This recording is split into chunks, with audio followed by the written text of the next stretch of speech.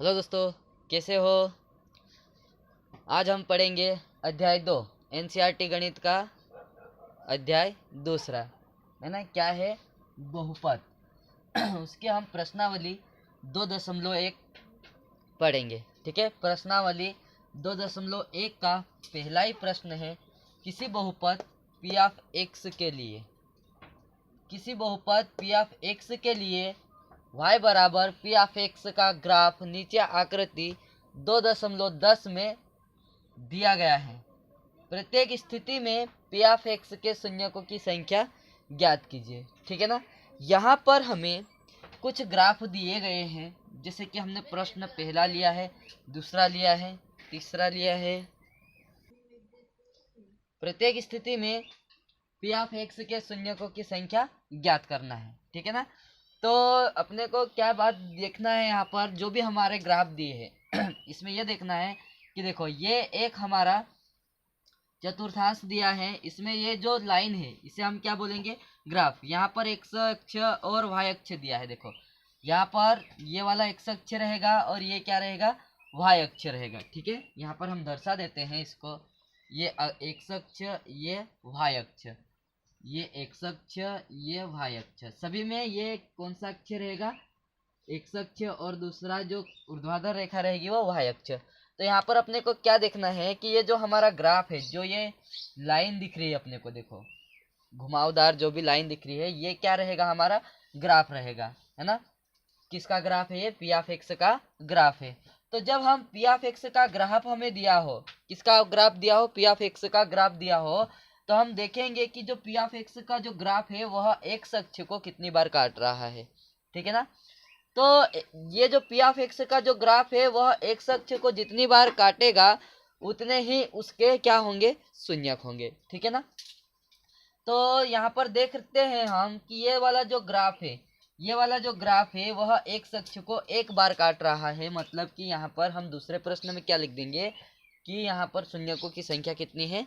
एक है। ठीक है, यहाँ पर देखते हैं अपन, जैसे यहाँ पर एक बार काट रहा है और दो बार टच कर रहा है, मतलब टोटल कितनी बार काट रहा है? मान के चलते अपन 3 बार। तो यहाँ पर शून्यकों की संख्या कितनी होगी? 3 होगी। ठीक है ना। तो क्या देखेंगे हम कि जो पी ऑफ एक्स का जो ग्राफ है वह एक्स अक्ष को कितनी बार काट रहा है ना।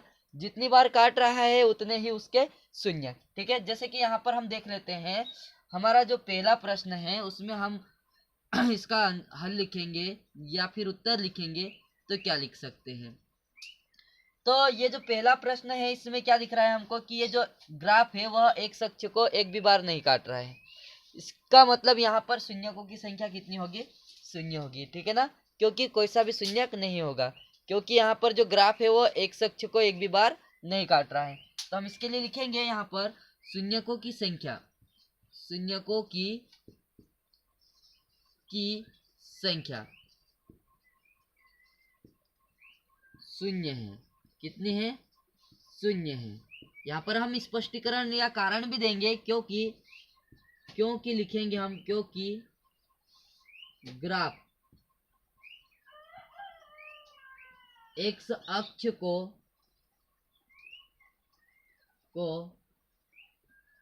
प्रतिच्छेद नहीं करता है।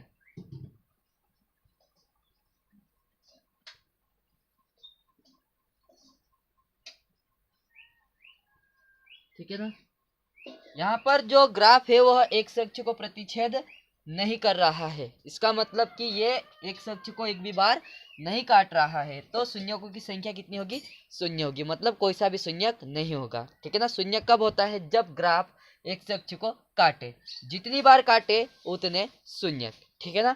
तो अगले प्रश्न में ये हम लिख सकते हैं। अगला प्रश्न हम देख सकते हैं, क्या लिखा है? दूसरा वाला प्रश्न। ये तो हो गया हमारा पहला प्रश्न। ठीक है ना। अब देख लेते हैं दूसरा प्रश्न। तो दूसरे प्रश्न में क्या लिखा है? क्या देखा हमने दूसरी आकृति में? यह देखा कि जो ग्राफ है वह एक अक्ष को एक बार काट रहा है। तो इसका हल हो जाएगा हमारा शून्यकों की संख्या की संख्या एक है। ठीक है ना। क्योंकि लिखेंगे हम, क्योंकि ग्राफ एक्स अक्ष को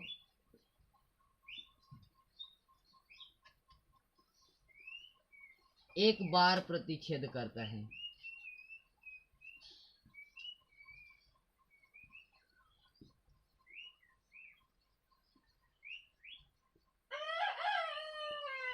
ठीक है ना। यहाँ पर क्यों लिख रहे हैं हम, ये कारण, क्योंकि यहाँ पर हम बताना पड़ेगा कि भाई क्यों एक शून्यक है तो क्यों, ठीक है ना, इसलिए हमने लिखा है। ठीक, आओगा समझ में। सभी बहुत सरल प्रश्न है। यहाँ पर भी हम लिख देंगे शून्यकों की संख्या कितनी है, 3 है, क्योंकि ग्राफ एक अक्ष को एक बार प्रतिच्छेद कर रहा है और दो बार क्या कर रहा है, स्पर्श कर रहा है। ठीक है ना। तो आया समझ में, सभी क्वेश्चन ऐसे ही करना है। ठीक है।